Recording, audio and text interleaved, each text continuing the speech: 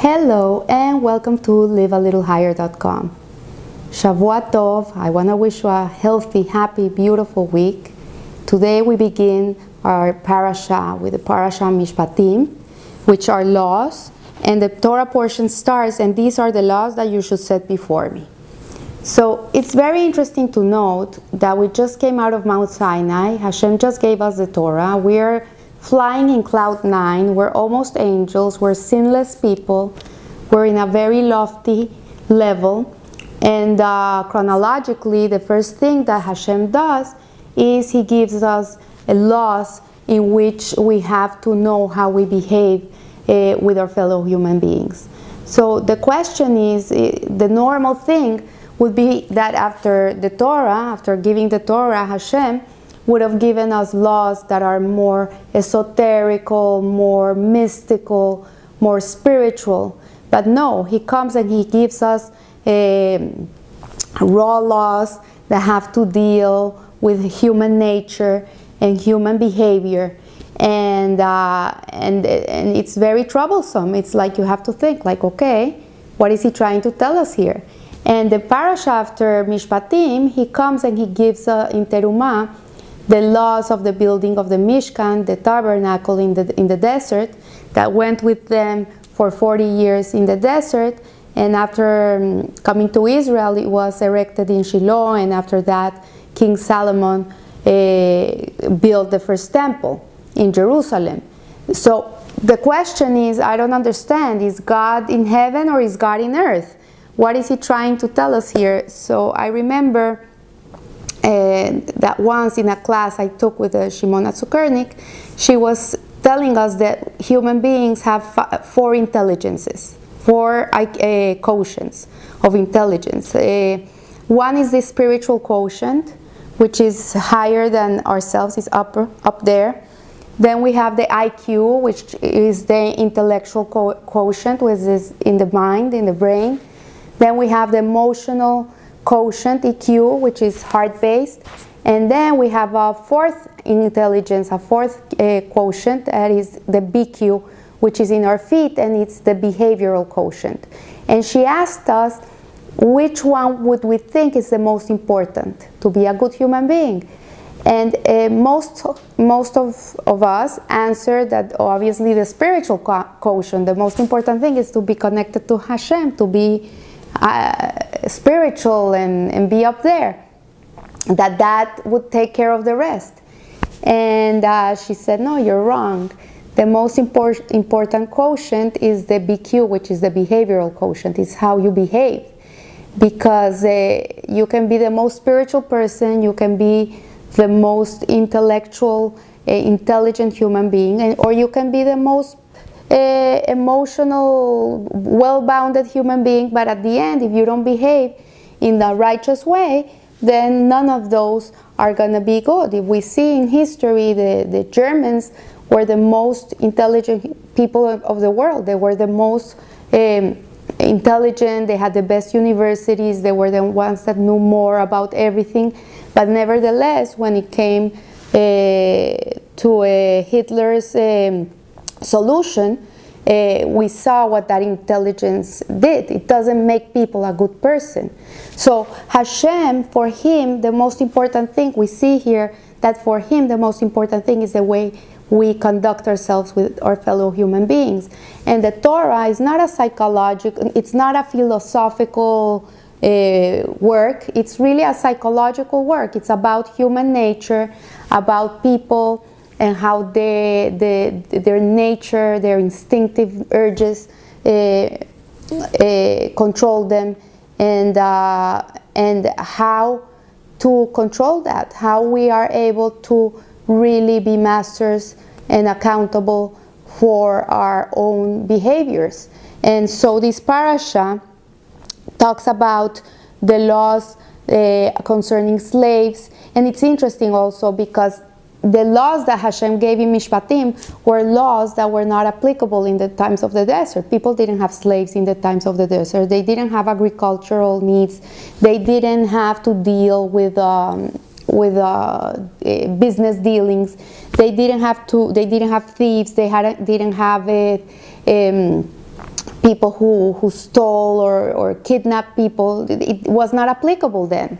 It just became applicable when the Jewish people entered the land of Israel and they started to live a human life, because in the desert they were not living as humans, they were living as very spiritual beings.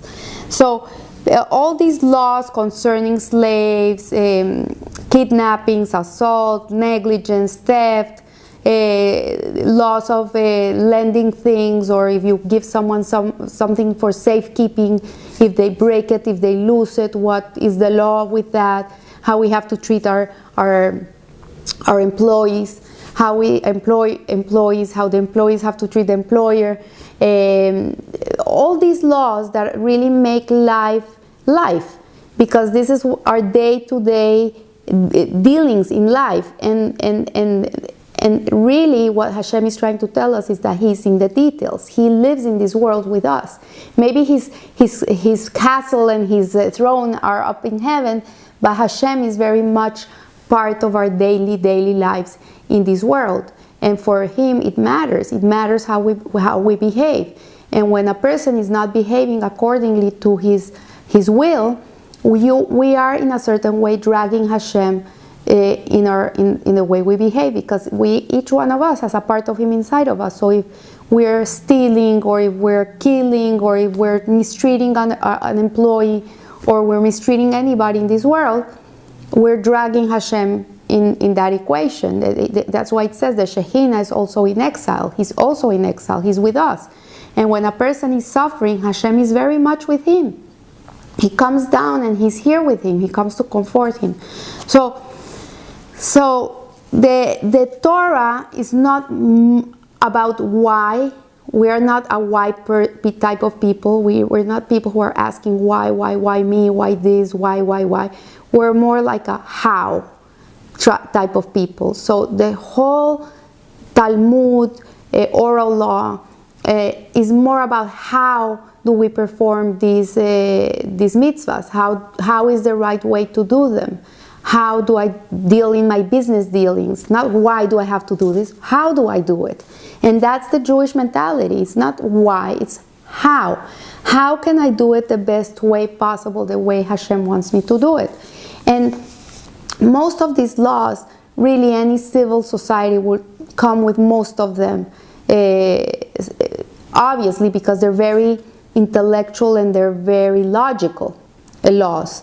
So they're not hard to understand. Like, for example, it tells you that if you have a slave, you have to treat them better than you treat yourself. Like, if you only have one bed in your house, you give the bed to the slave and you sleep in the floor. If you only have one piece of meat, that you give him first the piece of meat. Animals, you have to feed them before you eat yourself. So if we're talking about humanitarian people, the people that follow the Torah are the most humanitarian people in the world.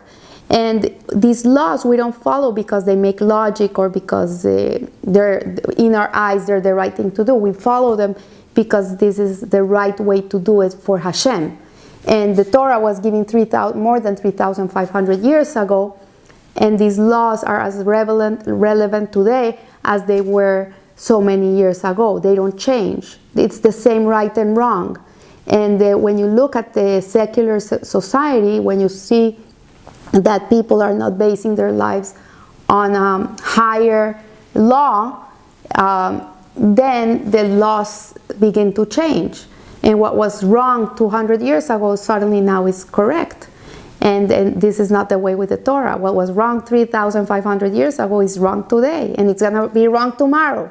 So God is in the details. And I remember once reading a letter that somebody wrote to a Rabbi Aaron Moss in Australia, and he was asking in his letter specifically this, that why God has so many laws in everything. Like, Jewish people are always following laws. Everything has 100 laws. Why do we have to follow so many laws? And in the letter he was telling Rabbi Moss that he was very upset because he had sent him this email a few months ago and he never responded. And Rabbi Aaron Moss answered, "Oh, I'm so sorry. I checked my sent emails and I see I sent it, But then I realized it never got to you because I forgot to put the dot in your email address. And because I forgot to put that little dot, the email never went through. And this was his answer. So he was answering this guy in a way in which with God is the same thing. It's like an email address we have with him. With every mitzvah we do, it's an email address. But if we don't put in the detail, we don't put the dot, and we don't do the mitzvah in the right way, it never gets to him. So this is basically what this Parasha Mishpatim is about. It's talking to us in human terms, and it talks about humanity and how we behave and how we have the capacity to go against this nature and be godly. And really that's what life is about. It's not about being spiritual, it's not about being intelligent or emotional or whatever. It comes with a package, but it really is about being godly. And the only way we can be godly is if we emulate Hashem in his ways, and in that way we live a little higher. So I wish you a great week. Thank you.